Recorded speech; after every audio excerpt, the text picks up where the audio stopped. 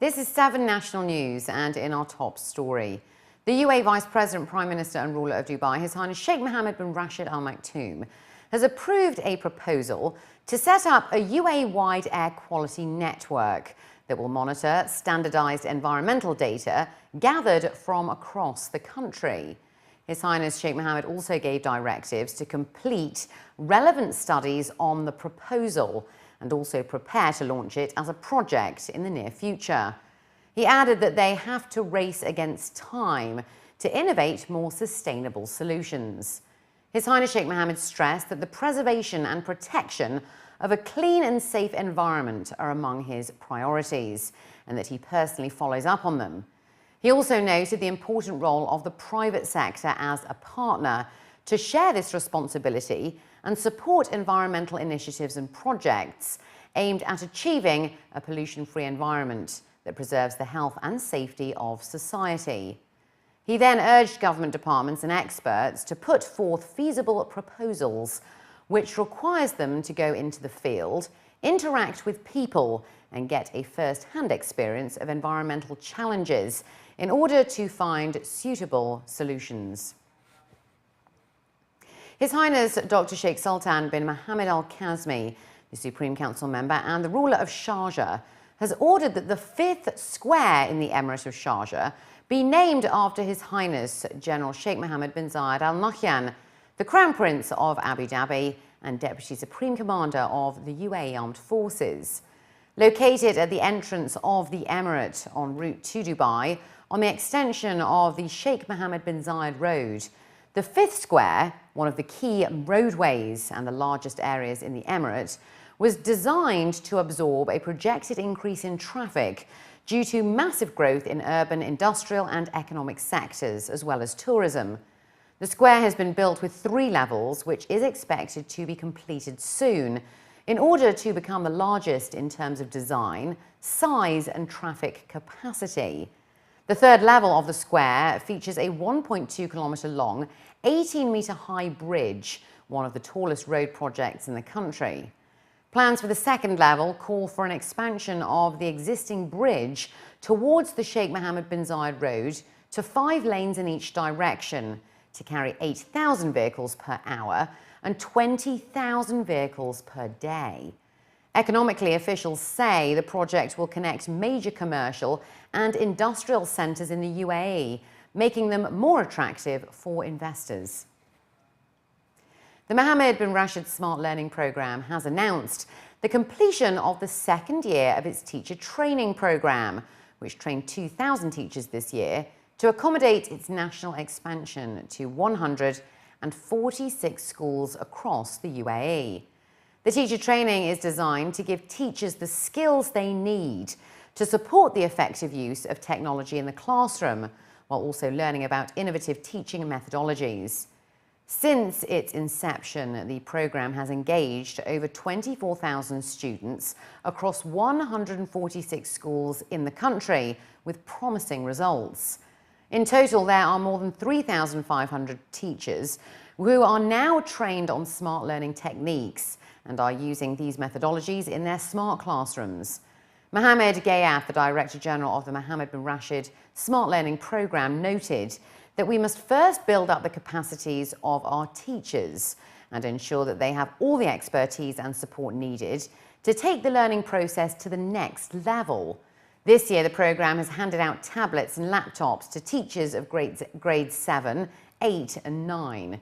The 2014 teacher training took place in 4 locations across the UAE, and it lasted for 4 days.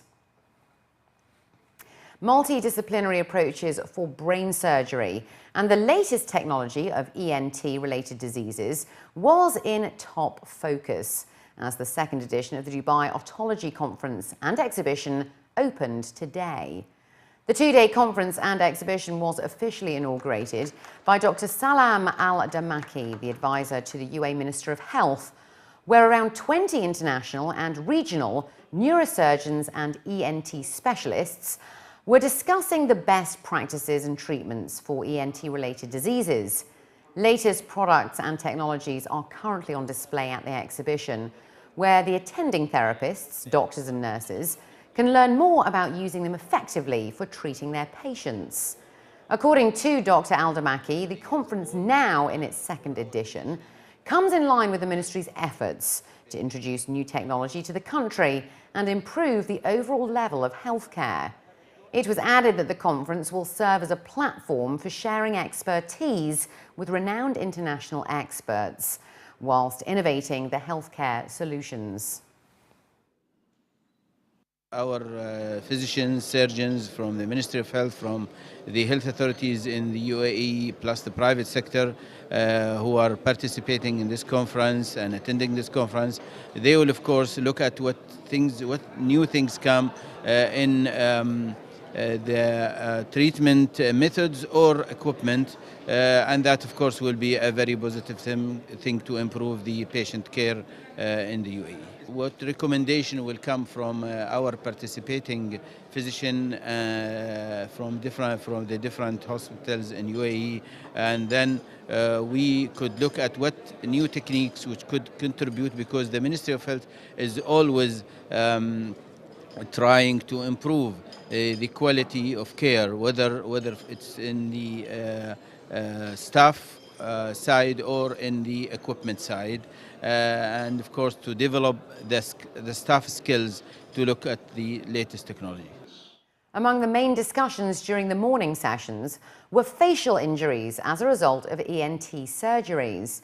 Among them was facial paralysis, called iatrogenic injury, which is often caused by the pressing of the facial nerve after surgery on the temporal bone, located on the sides of the skull. Speaking at the conference, Dr. Tristam Lesser highlighted the use of the latest facial nerve monitors in detecting the path of the nerve disorder, which can be useful in deciding the appropriate treatment for the issue. The bone that your ear has, which does its hearing, where the nerve of hearing and the nerve that moves your face run through, is the densest bone in the body. So if you're going to irradiate them, you have to have a good reason for that. You have to know that that's going to give you information that's going to help you. But we see lots of people who fall off motorcycles, have fractures of their skull base and have dropped faces, and we want to know which ones are going to get better by themselves and which ones we have to operate on.